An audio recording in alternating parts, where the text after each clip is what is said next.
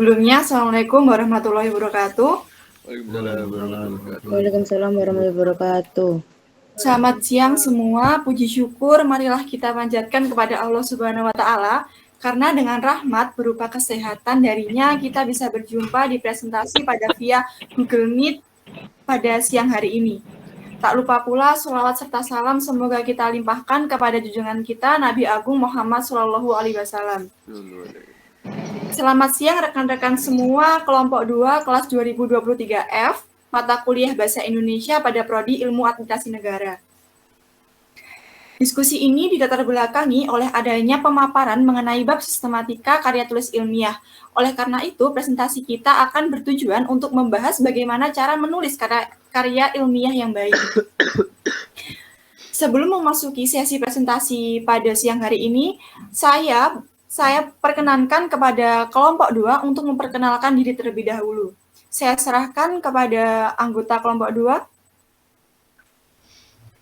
Perkenalkan, nama saya Francisca Yunike Cahyaningrum dengan NIM 23040674260. Saya dari kelas Ilmu Administrasi Negara 2023F. Perkenalkan, nama saya Basyam Azizi dari NIM 23040674263 dari kelas 2023F. Perkenalkan, nama saya Kalista Clio dengan NIM 23040474264 dari kelas Ilmu Administrasi Negara 2023F. Perkenalkan, nama saya Indadi Wulandari dengan NIM 23040674265 dari kelas Ilmu Administrasi Negara 2023F. Baik, perkenalkan, saya Elvara Mila Agustin dengan NIM 23040674266 dari kelas Ilmu Administrasi Negara 2023F. Perkenalkan, nama saya Eka Jawartunafisa, NIM 23040674267 dari kelas Ilmu Administrasi Negara 2023F. Perkenalkan, nama saya Duta Cahaya Ramadhani, NIM 23040674268 dari kelas 2023 Administrasi Negara F. Perkenalkan, nama saya Muhammad Farhan Ramadan, NIM 23040674269 dari kelas Ilmu Administrasi Negara 2023F. Baik, terima kasih kepada anggota kelompok 2 sudah berkenan untuk memperkenalkan diri. Selanjutnya, untuk memperlancar berjalannya presentasi pada siang hari ini, saya Revina Yunda Fajarini selaku moderator yang akan memandu acara ini hingga selesai. Agar kita diskusi berjalan dengan lancar, maka penyaji saya persilahkan untuk menyajikan materi yang akan dipaparkan selama 40 menit. Selanjutnya saya persilakan kepada kelompok 2 untuk memaparkan materi mengenai karya ilmiah pada mata kuliah Bahasa Indonesia.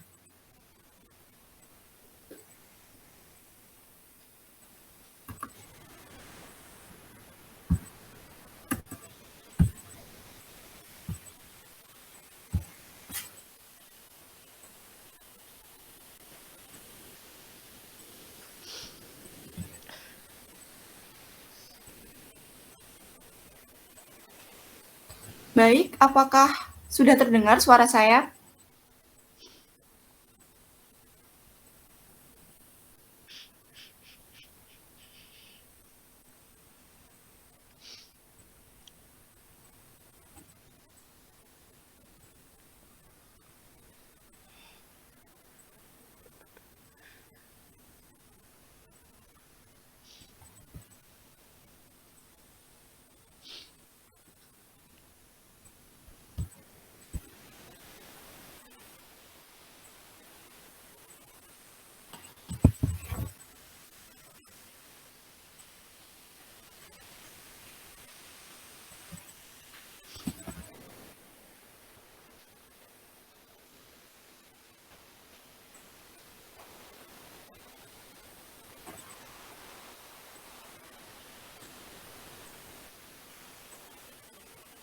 Kepada anggota kelompok 2,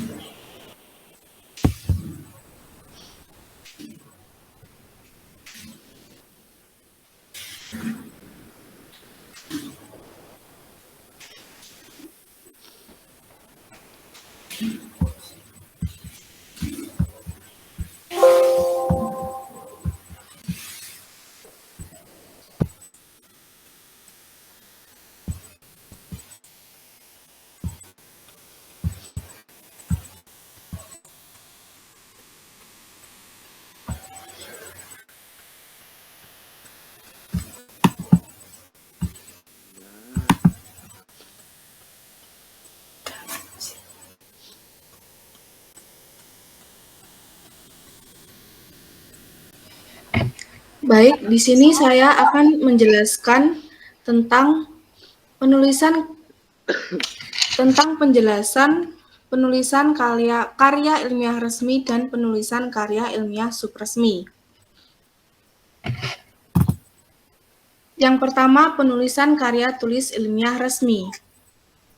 Karya ilmiah yang termasuk dalam kelompok ini ialah proposal penelitian, skripsi, tesis, disertasi, laporan penelitian, kertas kerja atau paperwork, dan artikel jurnal. Karya ilmiah resmi yang dimaksud merupakan proposal penelitian dan laporan penelitian, termasuk di dalamnya skripsi, tesis, dan disertasi, kertas kerja atau paperwork, dan artikel jurnal, baik penelitian yang dilaksanakan di dalam kehidupan masyarakat, di kelas, di laboratorium, maupun laporan kegiatan penciptaan karya seni yang disertai pertanggungjawaban ilmiah. Secara garis besar, karya ilmiah resmi terdapat bagian-bagian 1. Pembuka, 2. Isi, dan 3 adalah penutup. Bagian pembuka terdiri atas halaman judul, halaman pengesahan, halaman persembahan dan moto, kata pengantar, daftar isi, daftar tabel bagan atau gambar, dan daftar istilah dan singkatan. Bagian isi terdiri atas pendahuluan, landasan teori, metode penelitian, hasil dan pembahasan, dan simpulan dan implikasi. Bagian penutup terdiri atas daftar rujukan dan daftar tampilan. Mohon maaf, bagian penutup terdiri atas daftar rujukan dan daftar lampiran. Kedua, penulisan karya tulis ilmiah subresmi. Karya ilmiah subresmi ialah karya ilmiah yang model penulisannya tidak ditentukan secara lengkap. Misalnya, cukup ada bagian yang berfungsi sebagai judul, pendahuluan, isi, dan penutup. Bagian-bagian tersebut tidak harus dieksplisitkan dengan kata yang sama, tetapi dapat juga dengan kata lain yang berfungsi sama. Selain itu, dapat juga ditambahkan daftar pustaka dan lampiran. Karya ilmiah yang termasuk dalam kelompok ini adalah makalah dan artikel populer.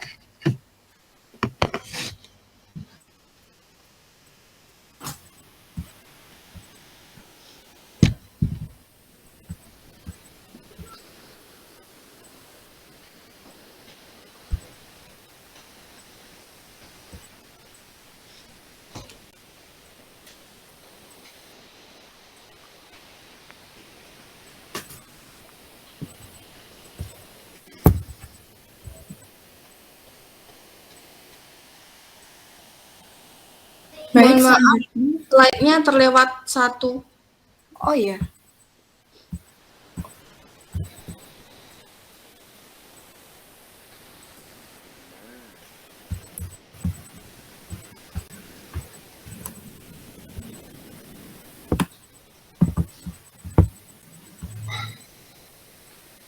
Apakah sudah jelas? Sudah.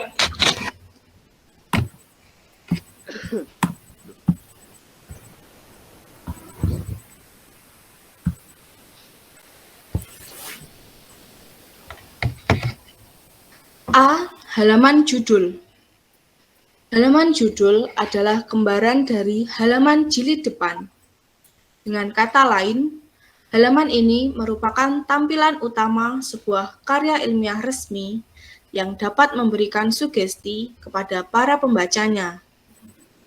Dengan melihat halaman judul, pembaca dapat membayangkan keseluruhan isi karya tulis resmi. Oleh karena itu, halaman judul hendaknya dibuat dengan sebaik-baiknya supaya pembaca dapat membayangkan hal-hal yang baik dari tulisan tersebut. Biasanya, halaman judul berisi hal-hal berikut. 1. Judul. Judul yang ditulis dengan huruf kapital semua dengan ukuran huruf relatif lebih besar dari bagian yang lain. 2. Pernyataan keperluan. Pernyataan keperluan di dalamnya diungkapkan untuk kepentingan apa tulisan itu disusun. 3. Logo. Logo atau lambang yang digunakan disesuaikan dengan departemen atau lembaga yang menaunginya. 4. Nama penulis. Nama penulis hendaknya ditulis secara lengkap. 5. Nama lembaga. Nama lembaga ditulis secara berurut ke bawah, mulai dari lembaga yang tertinggi sampai lembaga penyelenggara yang diakhiri dengan tahun penyusunan. B. Halaman persetujuan. Halaman persetujuan berisi pemberian persetujuan dari pembimbing jika karya ini berupa tugas akhir, skripsi, tesis, atau disertasi. Laporan penelitian yang lain juga terdapat halaman persetujuan ini. Halaman persetujuan terdiri atas nama penulis, judul tulisan, tanggal persetujuan, dan tanda tangan pembimbing. C. Halaman pengesahan. Halaman pengesahan memuat pengesahan dari pihak-pihak terkait dengan karya ilmiah tersebut. Halaman ini merupakan halaman yang memuat tanda tangan penguji jika karya ilmiah itu berupa tugas akhir, proposal, skripsi, tesis, disertasi, atau laporan penelitian. Artinya, tanda tangan tersebut diperoleh apabila penulis telah melewati fase pengujian dari tim penguji, yakni berupa ujian dan revisi. Revisi dilakukan ketika karya tulis ilmiah tersebut butuh untuk direvisi. D. Moto atau persembahan. Halaman moto biasanya berupa kata-kata mutiara yang diambil dari berbagai sumber, termasuk Al-Quran, Injil, atau kitab suci yang lain, atau dari penulis itu sendiri. Persembahan antara lain diperuntukkan bagi Tuhan, orang tua, istri atau suami, anak, saudara, kekasih, sahabat, dan alma mater. Bentuk penulisan pada halaman moto atau persembahan tidak ada aturannya, sesuai dengan keinginan penulis. Meskipun demikian, penggunaan bahasa hendaknya tetap dijaga, yakni menggunakan bahasa yang baik dan benar, serta santun. Halaman ini sifatnya manasuka, artinya tidak selalu ada dalam karya ilmiah jenis ini.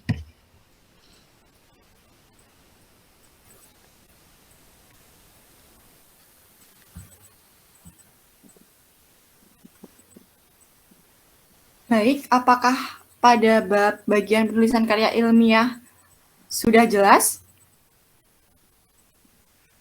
Selanjutnya akan saya serahkan kepada materi selanjutnya.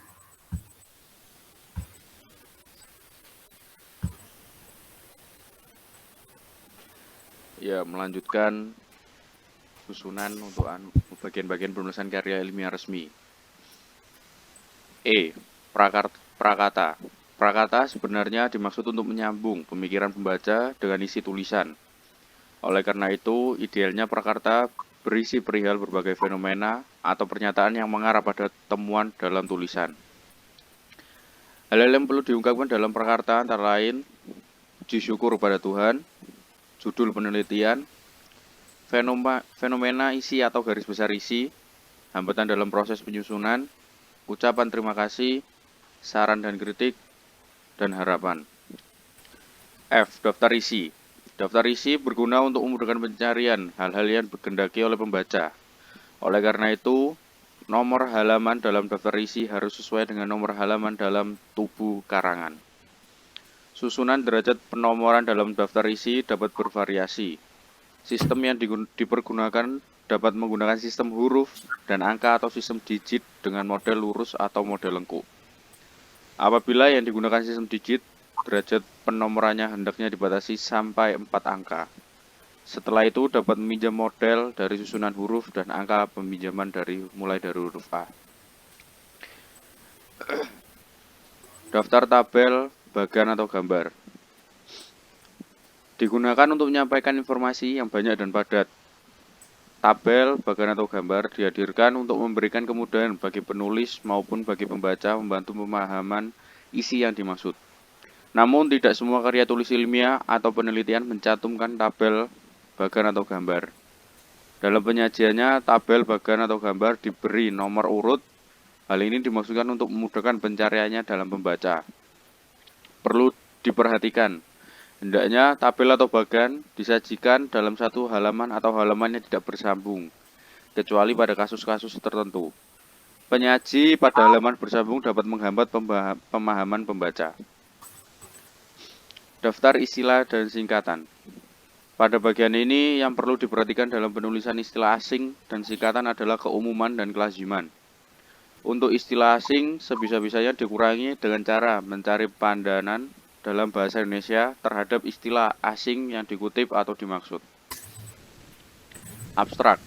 Abstrak adalah rangkuman keseluruhan isi tulisan. Bentuknya paling mudah dikenali karena selalu ditulis dengan spasi tunggal menggunakan 50 hingga 200 kata. Abstrak memuat latar belakang, masalah penelitian. Tujuan tidak harus ada karena sesudah terangkum dalam masalah penelitian. Metode yang digunakan dan hasil penelitian. Jika merupakan hasil penelitian, abstrak hendaknya telah memberikan informasi tentang topik atau masalah artikel dan tujuan penelitian. Prosedur penelitian dan hasil penelitian. Seyogyanya abstrak ditulis dalam satu alinea atau paragraf. Abstrak ditulis dalam bahasa Inggris. Selain itu, artikel penelitian tidak ada keharusan kata-kata kunci, diambil dari variabel-variabel penelitian atau kata-kata yang tercantum di dalam judul artikel. Saya kembalikan kepada moderator. Selanjutnya, materi mengenai bagian tulisan karya ilmiah, saya serahkan kepada anggota kelompok 2. Baik, di sini saya akan mempresentasikan tentang bagian penulisan ilmiah. Yang pertama adalah pendahuluan. Pendahuluan adalah bab pertama dari karya ilmiah resmi yang mengantarkan para pembaca untuk dapat menjawab pertanyaan apa yang diteliti, untuk apa dan mengapa penelitian perlu dilakukan. Pada artikel penelitian, pendahuluan merupakan uraian kajian pustaka yang merupakan latar belakang penelitian, diikuti rumusan dan tujuan masalah serta rencana pemecahannya. Latar belakang. Pada latar belakang ini, penulis harus dapat meyakinkan bahwa penelitiannya perlu dilakukan. Dengan kata lain, penulis harus mampu menjawab mengapa penelitian itu perlu dilakukan. Yang kedua, rumusan masalah. Rumusan masalah merupakan upaya untuk menyatakan secara tersurat pertanyaan-pertanyaan yang akan dicari jawabannya. Rumusan masalah merupakan pernyataan yang lengkap dan rinci mengenai ruang lingkup yang akan diteliti berdasarkan identifikasi dan pembatasan masalah. Yang ketiga, tujuan penelitian. Setiap peneliti memiliki tujuan dengan penelitiannya. Yang jelas, tujuan harus sesuai dengan permasalahan yang ditetapkan. Tujuan penelitian mengungkapkan sasaran yang ingin dicapai dalam penelitian, isi dan rumusan tujuan penelitian mengacu pada isi dan rumusan masalah penelitian. Terakhir, manfaat penelitian. Hasil penelitian hendaknya memberikan manfaat yang sebesar-besarnya, baik bagi pengembangan ilmu maupun bagi pelaksana ilmu. Manfaat lain dapat dikaitkan dengan peneliti, lembaga, tempat penelitian, atau kajian yang dilakukan. Setelah pendahuluan adalah landasan teori. Landasan teori sangat penting dalam penelitian. Pada subbab ini, peneliti tidak sekedar menjejer kumpulan teori yang pernah dibacanya. Hal-hal atau topik yang perlu ditampilkan dalam landasan teori hendaknya hal-hal atau topik yang sesuai dengan judul, sesuai dengan masalah penelitian, dan sesuai dengan tujuan penelitian. Jika penulis mengambil dari berbagai teori yang dipadukan secara eklektik, maka harus disertai sikap penulis untuk memilih salah satu teori yang akan diambil. Bahan-bahan landasan teori dapat diangkat dari berbagai sumber seperti jurnal penelitian, disertai tesis, skripsi, laporan penelitian, buku, makalah. Pemilihan pustaka didasarkan pada 2 kriteria, yaitu 1. Prinsip kemutakhiran, 2. Prinsip relevansi. Prinsip kemutakhiran penting karena ilmu terus berkembang. Peneliti dapat berargumentasi berdasar teori yang pada waktu itu dipandang paling relevan dan representatif. Prinsip relevansi diperlukan untuk menghasilkan landasan teori yang berkaitan dengan masalah yang diteliti. Ketiga, metode penelitian. Secara umum, metode penelitian terdiri atas pendekatan penelitian, sumber data, dan data penelitian, teknik pengumpulan data, dan teknik analisis data. Pendekatan penelitian. Pada bagian ini, peneliti menjelaskan bahwa pendekatan yang digunakan adalah pendekatan tertentu. Dapat pula dikemukakan orientasi teoritik, yaitu landasan berpikir untuk memahami makna suatu gejala. Yang kedua, sumber data dan data penelitian. Pada bagian sumber data dan data penelitian ini dilaporkan jenis data dan sumber data. Istilah pengambilan sampel pada penelitian kualitatif harus dipergunakan secara hati-hati. Dalam penelitian kualitatif, tujuan pengambilan sampel adalah untuk mendapatkan informasi sebanyak-banyaknya, bukan untuk melakukan generalisasi. Yang ketiga, teknik pengumpulan data. Pada bagian ini diuraikan teknik pengumpulan data yang digunakan, misalnya observasi partisipasi, wawancara mendalam, dan dokumentasi. Pada penelitian kuantitatif diuraikan 1. Langkah-langkah yang ditempuh dan teknik yang digunakan untuk mengumpulkan data. 2. Kualifikasi dan jumlah petunjuk yang terlibat dalam proses pengumpulan data. Dan 3. Jadwal waktu pengumpulan data. Terakhir, teknik analisis data. Pada bagian ini diuraikan proses pelacakan dan pengaturan secara sistematis, transkripsi wawancara, catatan lapangan, dan bahan-bahan lain agar peneliti dapat menyajikan temuannya. Dalam penelitian kualitatif, analisis data dilakukan selama dan setelah pengumpulan data dengan teknik-teknik, misalnya domain, analisis taksonomis, analisis komponensial, dan analisis tema. Dalam penelitian kuantitatif diuraikan jenis analisis statistik yang digunakan. Dilihat dari metodenya, ada 2 jenis statistik yang dapat digunakan, yaitu statistik deskriptif dan statistik inferensial. Pemilihan jenis analisis data sangat ditentukan oleh jenis data yang dikumpulkan dengan tetap berorientasi pada tujuan penelitian atau hipotesis yang hendak diuji. Yang perlu diperhatikan adalah ketetapan teknik analisis, bukan kecanggihannya. Sekian dari saya kembalikan pada moderator. Terima kasih kepada Clio sudah menjelaskan mengenai bagian penulisan karya ilmiah resmi. Selanjutnya, saya serahkan kepada materi mengenai bagian penulisan karya-karya ilmiah. Hasil dan pembahasan tidak harus menjadi nama suatu bab dalam tulisan. Yang umum, penamaan untuk bab ini berhubungan langsung dengan masalah yang dipecahkan.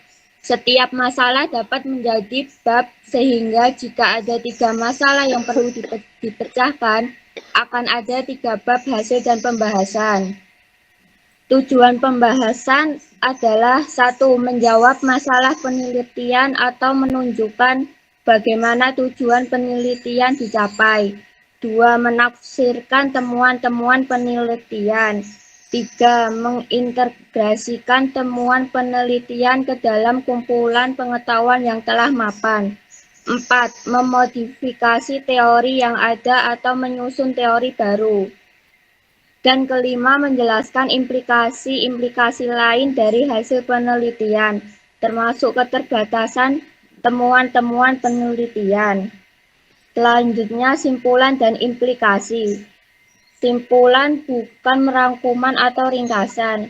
Yang dimaksud simpulan di sini adalah hasil penelitian yang merupakan jawaban terhadap permasalahan yang telah ditetapkan pada bab pendahuluan.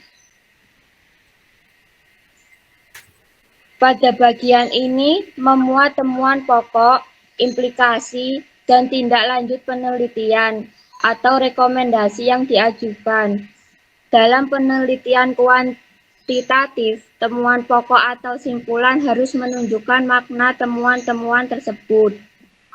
Selanjutnya, daftar rujukan adalah kumpulan buku atau sumber lain yang benar-benar diacu atau dirujuk sebagai sumber penulisan. Daftar rujukan dapat dipakai sebagai salah satu indikator untuk menunjukkan seberapa jauh wawasan penulis. Jangan sekali-kali mencantumkan nama buku yang tidak diacu sama sekali dan hanya dimaksudkan agar tulisan itu bergengsi.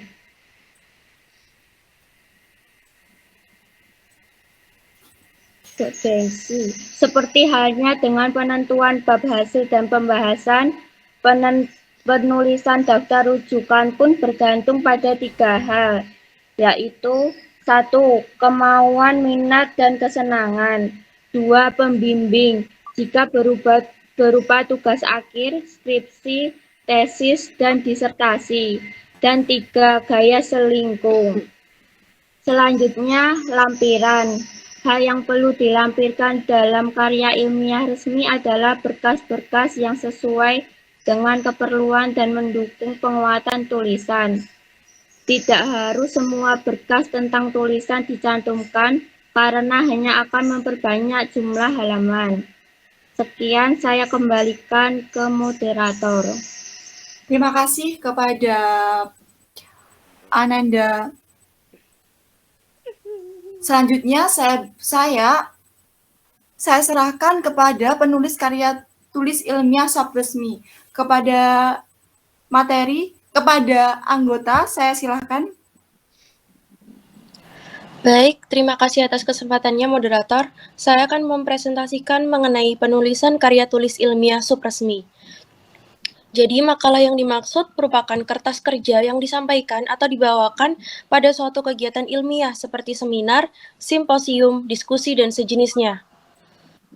Salah satu tujuan pokok dari penulisan makalah ialah meyakinkan pembaca bahwa dengan dilengkapi penalaran logis dan pengorganisasian yang sistematis, topik bahasan perlu ditulis. Makalah yang merupakan salah satu jenis karya ilmiah memiliki ciri-ciri berikut, yakni objektif atau tidak memihak pihak manapun, faktual, sistematis, dan logis. Berdasarkan kriteria ini, baik tidaknya suatu masalah dapat diamati dari signifikansi masalah atau topik yang dibahas, kejelasan tujuan pembahasan, kelogisan pembahasan, dan kejelasan pengorganisasian pembahasannya. Kemudian berikutnya, berdasarkan sifat dan jenis penalaran yang digunakan, makalah dapat dibedakan menjadi 3 macam, yakni makalah deduktif, induktif, dan makalah campuran. Apa itu makalah deduktif? Makalah deduktif merupakan makalah yang penulisannya didasarkan pada kajian teoretis atau pustaka yang relevan dengan masalah yang dibahas. Kemudian yang kedua ialah makalah induktif. Apa itu makalah induktif? Merupakan makalah yang disusun berdasarkan data empiris yang diperoleh dari lapangan yang relevan dengan masalah yang dibahas. Kemudian yang terakhir ialah makalah campuran. Makalah campuran merupakan makalah yang penulisannya didasarkan kajian teoretis digabungkan dengan data empiris yang relevan dengan masalah dibahas. Kemudian yang berikutnya adalah daftar tabel dan gambar. Halaman ini yang dimaksudkan untuk memudahkan para pembaca menemukan tabel dan gambar terdapat dalam makalah. Keberadaannya bergantung pada topik atau masalah yang dibahas penulis. Terima kasih, saya kembalikan kepada moderator. Baik, kali ini pemaparan tentang presentasi materi karya tulis ilmiah sistematika sudah setengah ya teman-teman, dan ini kurang 2 materi. Selanjutnya penulisan karya tulis ilmiah subresmi kepada Ananda Eka, saya serahkan. Baik, terima kasih atas kesempatannya untuk moderator. Pendahuluan. Pada bagian ini berisi penjelasan latar belakang penulisan makalah, masalah, atau topik bahasan, serta batasannya dan tujuan makalah. Butir-butir yang seharusnya ada dalam latar belakang makalah adalah hal-hal yang melandasi perlunya ditulis sebuah makalah. Tujuan penulisan makalah memiliki 2 fungsi, yakni fungsi pertama adalah bagi penulis makalah dan pembaca makalah. Bagi penulis makalah berfungsi mengarahkan kegiatan yang harus dilakukan dalam menulis makalah, terutama pengumpulan bahan. Oleh karena itu, rumusan tujuan hendaknya memberikan gambaran tentang cara membahas atau menguraikan topik yang telah ditentukan. Rumusan tujuan dapat berupa kalimat kompleks atau dijabarkan secara rinci satu persatu. Untuk isi, bagian ini berisi bahasan topik masalah. Isi bervariasi bergantung topik masalah yang dibahas. Bagian ini merupakan bagian inti dari makalah. Bagian isi akan mencerminkan tingkat kualitas makalah sekaligus penulisnya. Pada bagian ini, penulis menyampaikan bahasan secara tuntas dan mendalam. Penutupan. Bagian ini merupakan simpulan atau rangkuman dari pembahasan topik makalah. Bagian ini juga dapat berisi rekomendasi sehubungan dengan masalah yang dibahas dalam makalah. Bagian ini pula terdiri atas simpulan dan saran jika diperlukan. Simpulan merupakan pernyataan jawaban terhadap masalah yang dibahas. Saran yang dimaksudkan tidak sekedar permintaan penulis kepada pembaca supaya makalahnya diberi saran demi perbaikan, tetapi merupakan tindak lanjut dari makalah atau temuan yang ditulisnya. Baik, terima kasih kepada Eka Jairatul Nafisa. Selanjutnya saya serahkan kepada Duta Cahaya. Terima kasih atas kesempatannya. Saya akan menjelaskan langkah-langkah dalam penulisan karya ilmiah. Langkah-langkah dalam penulisan karya ilmiah ialah 1. Memilih topik, 2. Merumuskan masalah, 3. Menentukan judul tulisan. 1. Topik merupakan pokok persoalan atau permasalahan yang menjiwai seluruh karangan. Hal yang perlu diperhatikan dalam memilih topik ialah A. Apa tujuan penulisan? B. Siapa pembacanya? C. Bidang masalah yang diucapkan. Rumusan masalah dalam karya ilmiah mengkaji masalah karya ilmiah yang bersifat penerapan ilmu. Masalah dalam penelitian sendiri merupakan hasil pemikiran ketidaksesuaian antara keadaan yang seharusnya dengan keadaan yang terjadi sebenarnya. Baik, selanjutnya ternyata ini kita materinya kurang 1. Kepada Ananda Farhan, saya persilakan untuk menjelaskan materi terakhir dari kelompok 2. Baik, di sini saya akan melanjutkan penjelasan dari teman kelompok saya tadi. Di sini yang ketiga ada mempersiapkan bahan tulisan. Bahan tulisan dapat disiapkan dengan wawancara, diskusi, angket, pengamatan, dan lain-lain. Bahan tulisan juga dapat diperoleh melalui kajian pustaka, baik melalui jurnal, buku, media massa, dan lain-lain. Bahan tulisan disiapkan ada dua, yaitu kajian pustaka dan metodologi penelitian. Yang pertama ada bahan kajian pustaka. Bahan kajian pustaka menjelaskan keterkaitan penelitian yang sudah dilakukan. Kajian pustaka biasanya menggunakan sumber primer seperti hasil penelitian dalam laporan penelitian, seminar hasil penelitian, dan jurnal penelitian. Yang kedua ada bahan metodologi penelitian. Penulis karya ilmiah dituntut menggunakan data yang valid. Karya ilmiah hanya boleh satu variabel, tetapi seharusnya mencakup dua variabel atau lebih. Karya ilmiah resmi ditulis berdasarkan kasus tunggal dan mencakup satu lokasi saja. Yang keempat ada menyusun. Menyusun karangan digunakan untuk mengurutkan kronologi dan ide penulis secara sistematis dan logis.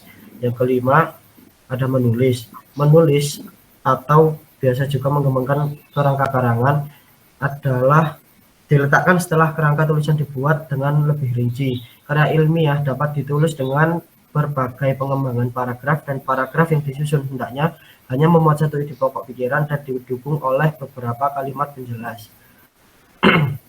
Pengembangan paragraf ini hendaknya mengikuti ide yang telah ditentukan pada kerangka tulisan sebelumnya agar tulisan tetap pada topik dan tidak keluar jalur, terutama di bagian hasil penelitian. Pada bagian hasil penelitian harus memiliki korelasi linier dengan rumusan masalah, kajian pustaka, dan metodologi penelitian agar menghasilkan karya ilmiah yang padu. Selain itu, hasil penelitian yang dipaparkan harus didukung oleh sumber dari penelitian yang telah dilakukan dan data yang valid mengenai hasil penelitian tersebut. Pembahasan hasil penelitian diletakkan sesudah bagian yang berisi sajian hasil analisis data sebelum simpulan dan saran. Selanjutnya, pengajuan saran pada bagian akhir tulisan harus dilengkapi dengan argumentasi yang didukung oleh hasil penelitian yang telah dilakukan. Kemudian ada menyunting.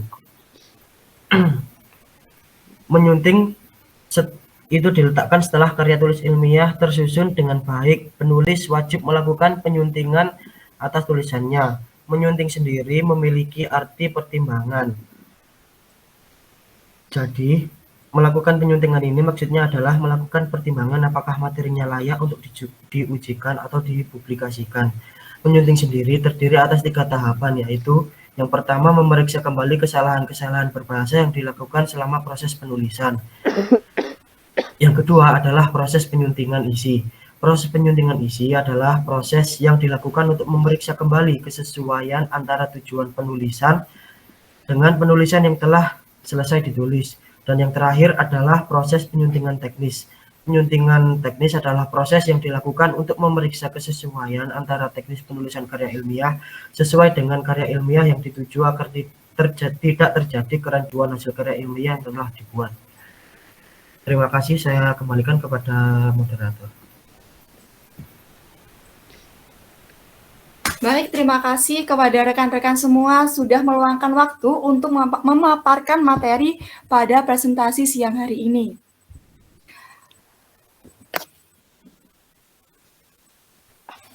Alhamdulillah, rangkaian presentasi hari ini berjalan dengan lancar ya teman-teman dan telah selesai kita lalui. Terima kasih kepada kelompok 2 sudah memaparkan materi presentasi pada siang hari ini.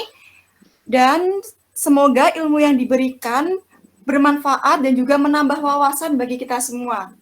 Demikian acara presentasi pada hari ini. Saya sebagai moderator mohon maaf apabila ada kesalahan. Boleh beri aplaus untuk kita semua.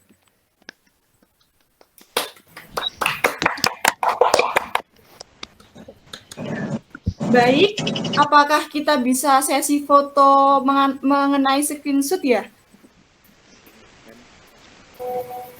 Sepertinya belum bisa ya teman-teman.